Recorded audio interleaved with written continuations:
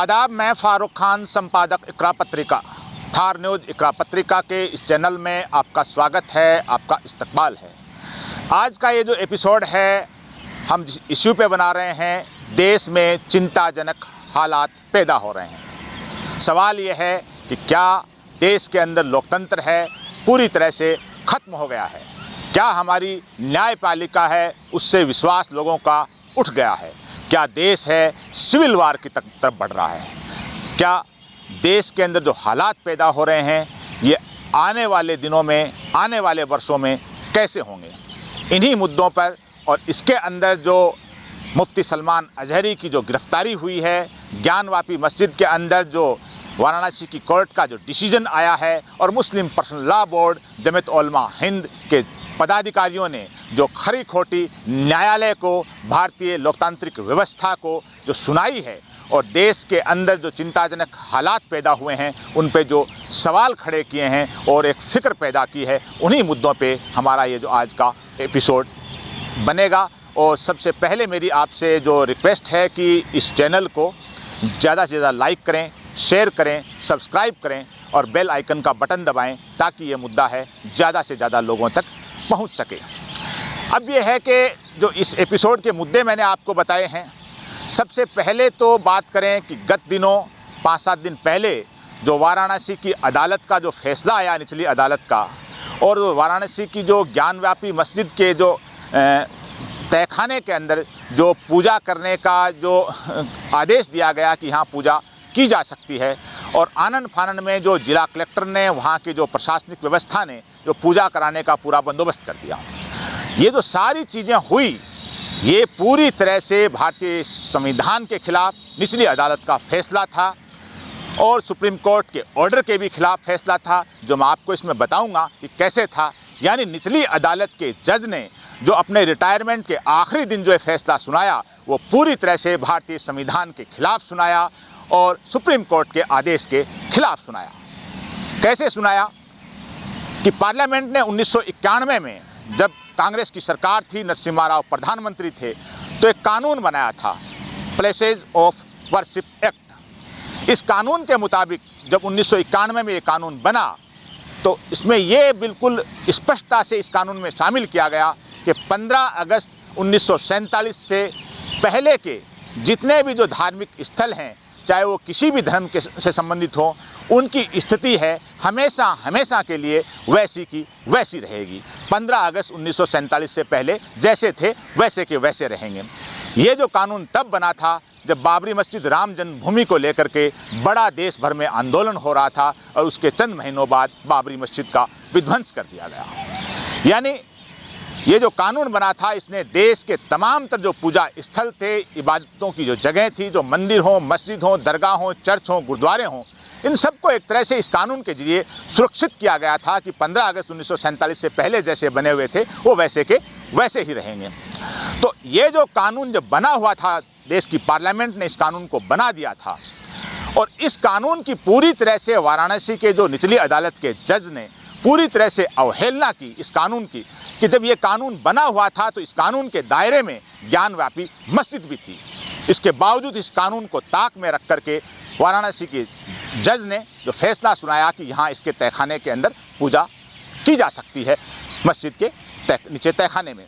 दूसरी बात यह है कि जो राम जन्मभूमि बाबरी मस्जिद का जो फैसला आया था तो सुप्रीम कोर्ट ने तमाम तरह जो सबूत और हालात बयान करते हुए और ये जो फैसला आस्था की बुनियाद पे दिया था और ये भी कहा था कि ये फैसला सिर्फ इसी मामले को लेकर के है, आगे तमाम तर कोई भी ऐसे मामले होंगे वो मामले नहीं छेड़े जाएंगे और ये तमाम तर जो मामले हैं जो प्लेसेस ऑफ वर्शिप एक्ट है उसके तहत सुरक्षित रहेंगे। यानी आगे किसी भी मामला, किसी भी प्रकार का मंदिर, मस्जिद, चर्च, गुरुद्वारे का कभी कोई मामला ऐसा नहीं आएगा कि फलां जगह फलां चीज़ थी और फलां जगह फलां थी। ये सुप्रीम कोर्ट ने अपने फैसले में जो नवंबर 2019 को आया था उसमें स्पष्टता से ये बात कही थी। ये दो बातें कहने के बावजूद, यानी एक तरफ सुप्रीम कोर्ट का फैसला और एक तरफ भारत सरकार का बना हुआ 1991 का कानून, इन दोनों की धज्जियां वाराणसी के जिला कोर्ट में वहां के न्यायाधीश ने धज्जियां उड़ाई और फैसला खिलाफ दिया। यानी इस एक्ट के खिलाफ फैसला और सुप्रीम कोर्ट के ऑर्डर के भी खिलाफ फैसला दिया गया। अब इस प्लेसेस ऑफ वर्शिप एक्ट में क्या लिखा हुआ है कि इस एक्ट की कोई इसका उल्लंघन करता है, इसकी कोई अवहेलना करता है, इस कानून को कोई तोड़ता है, तो उसमें जुर्माने के साथ में 3 साल की सज़ा का प्रावधान है इस कानून के अंदर। तो क्या सवाल सबसे बड़ा है कि क्या जो वाराणसी की जो जज ने जो रिटायर होने के दिन ही जो फैसला दिया है और ये कानून जो 1991 के कानून को तोड़ा है, तो क्या उन जज महोदय के खिलाफ भारत का सुप्रीम कोर्ट कोई कार्रवाई करेगा? क्या उनके खिलाफ कोई केस दर्ज होगा? ये एक बड़ा सवाल अपने आप में है, क्योंकि उस कानून में प्रावधान है कि अगर इस कानून को कोई तोड़ता है, इसका उल्लंघन करता है, तो उसके खिलाफ जुर्माने के साथ में 3 साल की अधिकतम उसमें सज़ा का प्रावधान है। बहरहाल ज्ञानव्यापी का जो फैसला आया, फैसला आने के बाद में जो एक तरह की सबसे बड़ी जो कशमकश, एक चिंताजनक स्थिति मुस्लिम समुदाय में पैदा हुई, और इसी चिंताजनक स्थिति के बीच में 2 फरवरी को all India Muslim personal law board ने एक बड़ी प्रेस कॉन्फ्रेंस की, और उस प्रेस कॉन्फ्रेंस में सबसे बड़ी बात यह आई, क्योंकि आज़ादी से लेकर आज तक कभी भी मुस्लिम संगठनों ने, चाहे कोई भी संगठन हो, उसने देश की अदालत से अपना भरोसा नहीं खोया। और इस प्रेस कॉन्फ्रेंस का जो बड़ा लबोलुआब ये था कि जो प्रेस कॉन्फ्रेंस में वक्ताओं ने जो बात कही, उन्होंने स्पष्ट कहा एक तरह का कि अदालतों से अब एक तरह का भरोसा उठ गया है। और इस प्रेस कॉन्फ्रेंस के अंदर जमीयत उलमा हिंद के जो सदर हैं, वयोवृद्ध हैं, करीब 80 साल उनकी उम्र हो गई है, मौलाना अरशद मदनी, उन्होंने कहा कि हमारा जो भरोसा है एक तरह का अदालत से उठ गया है। अदालतों में अब जो इंसाफ नहीं हो रहा है, फैसले हो रहे हैं, और फैसले भी सबूतों और कानून के मुताबिक नहीं हो रहे हैं, फैसले आस्था के मुताबिक हो रहे हैं। और यही ज्ञानवापी के मामले में हुआ। और जो सारी चीज़ें कहने के साथ में सबसे बड़ी बात जो मौलाना अरशद मदनी ने कही, वो ये कही कि इन हालात में जो कानून की किताबों की कोई आवश्यकता नहीं है, कानून की किताबों को आग लगा देनी चाहिए। ये बात 2 फरवरी को प्रेस कॉन्फ्रेंस में हुई। इसके पहले दिन, 2 दिन पहले 31 जनवरी को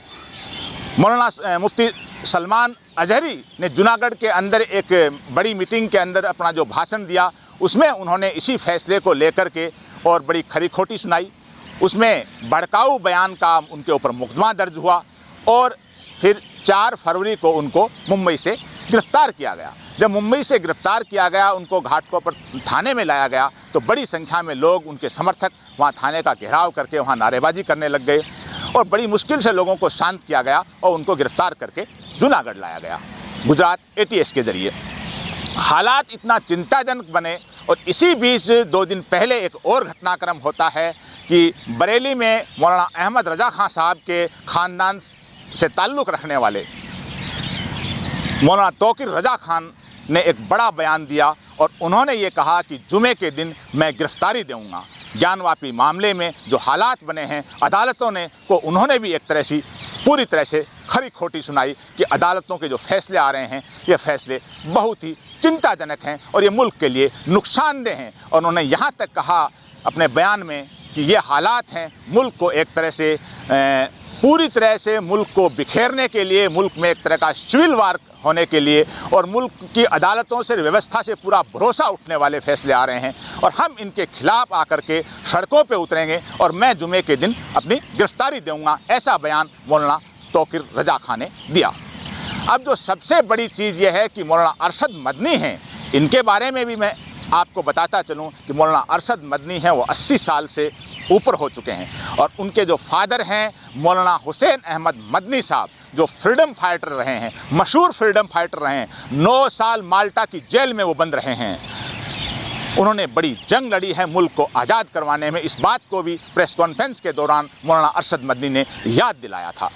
यानी जो ये इस मोड़ पे जो मुल्क के हालात बन रहे हैं, इस बीच एक नया घटनाक्रम इन्हीं दिनों में जो हो रहा है, वो ये हो रहा है, जो हो गया कि सरकार ने जो भारतीय जनता पार्टी के जो बुजुर्ग नेता हैं, करीब 95-96 साल के हो गए, लाल कृष्ण आडवाणी को, उनको भारत रत्न देने की घोषणा कर दी। भारत रत्न यानी देश का सबसे बड़ा नागरिक सम्मान, सबसे बड़ा अवार्ड देने की घोषणा की। लेकिन देश में जो मौजूदा हालात बने हैं, उस पर भी सवाल उठ रहे हैं, लोगों ने सवाल उठाए हैं कि जब भारत रत्न इस स्तर पे दिया जाएगा, यानी जो 1990-91 में जो बाबरी मस्जिद राम मंदिर का जो आंदोलन चला, उसके अगवा थे वो लाल कृष्ण आडवाणी थे, और वो जहाँ जहाँ गए अपनी यात्रा लेकर के जलसे जुलूस के, वहाँ बहुत सी जगह झगड़े फसाद हुए और उसमें बाबरी मस्जिद का विध्वंस हुआ और देश में कई जगह दंगे हुए और सैकड़ों बेगुनाह लोग उन दंगों में मारे गए। यानी पूरी तरह से लाल कृष्ण आडवाणी की राजनीति है। यानी भारतीय जनता पार्टी की जो 2 सीटों से लेकर के वो 120 सीटें फिर 182 सीटों तक पहुंची और 1996 में सरकार में आई, ये सारी राजनीति है वो लाल कृष्ण आडवाणी ने नफरत की बुनियाद पर रखी। उन आडवाणी को भारत रत्न दिया जाना, इस पे भी बड़े सवाल लोगों ने खड़े किए हैं। अब जो मौलाना अजहरी ने, मुफ्ती सलमान अजहरी ने जो स्टेटमेंट दिया, हम उस किसी भी स्टेटमेंट की किसी की कोई पुष्टि नहीं कर रहे हैं, किसी भी स्टेटमेंट की पैरवी नहीं कर रहे हैं, लेकिन सबसे बड़ी बात है कि इनसे भी खतरनाक स्टेटमेंट आए दिन कहीं ना कहीं देश के अंदर जो हिंदुत्व का लिबादा ओढ़े हुए, जो हिंदू धर्म और हिंदू संस्कृति की सुरक्षा करने का जो अलंबरदारी ओढ़े हुए लोग हैं, वो आए दिन कहीं ना कहीं इनसे भी खतरनाक स्टेटमेंट देते हैं, लेकिन उनके खिलाफ कोई मुकदमा दर्ज नहीं होता है, उनकी कोई गिरफ्तारी नहीं होती है। और मीडिया ट्रायल की बात आती है तो जिसको आप गोदी मीडिया कहें या जरखरीद मीडिया कहें, कि मीडिया का एक बड़ा वर्ग है वो आज देश में एक तरह का बिक चुका है। वो सरकार के और जो सत्ताधारी पार्टी है उनके तलवे चाटने वाला बन गया है। उसको मीडिया के जो बुनियादी चीज़ें हैं, पत्रकारिता की जो बुनियादी चीज़ें हैं, उससे उसका कोई सरोकार नहीं है, उसका लोकतांत्रिक व्यवस्था से भी कोई सरोकार नहीं है। वो बड़े बड़े चैनल हैं, दिन रात हिंदू मुस्लिम करते रहते हैं। और जब मुफ्ती सलमान अजहरी को गिरफ्तार किया गया या इनका जो स्टेटमेंट आया, उसके ऊपर जो जिस अंदाज में उनको दिखाया गया, एक तरह का मिलिटेंट बना करके पेश किया गया, लेकिन यही मीडिया का वर्ग है जो हिंदुत्व का जो लिबादा ओढ़े हुए हैं। कई लोग जो आए दिन बड़े बड़े खतरनाक जहरीले स्टेटमेंट देते हैं, वो मुसलमानों के खिलाफ नफरती जो भावना फैलाने की कोशिश करते हैं, भरे मजमे में भाषण देते हैं, उनको उस एंगल से मीडिया का ये वर्ग है ये नहीं चला रहा है। यानी मीडिया भी एक तरह का दोषी है। न्यायपालिका एक तरह की जो लोगों ने कहा कि पूरी तरह से खोखली हो चुकी है, उससे भरोसा उठता जा रहा है और मीडिया का भी यही हाल हो गया। अब जो शासन व्यवस्था है वो सबके सामने है। सबसे बड़ी जिम्मेदारी जो बनती है जो प्रशासनिक अधिकारियों की, कि कहीं भी कोई मीटिंग हो तो जो लोकल प्रशासन के अधिकारी होते हैं, पुलिस के अधिकारी होते हैं, एजेंसियों के लोग होते हैं, वो वहाँ मीटिंग के अंदर मौजूद होते हैं। तो कोई भी भड़काऊ बयान हो तो उनकी जिम्मेदारी बनती है कि वो आयोजकों के खिलाफ FIR दर्ज करें। ऐसी जिम्मेदारी जूनागढ़ में तो मुफ्ती सलमान अजहरी के खिलाफ प्रशासन ने दिखा दी, FIR दर्ज करके उनको गिरफ्तार करके। लेकिन ऐसी जिम्मेदारी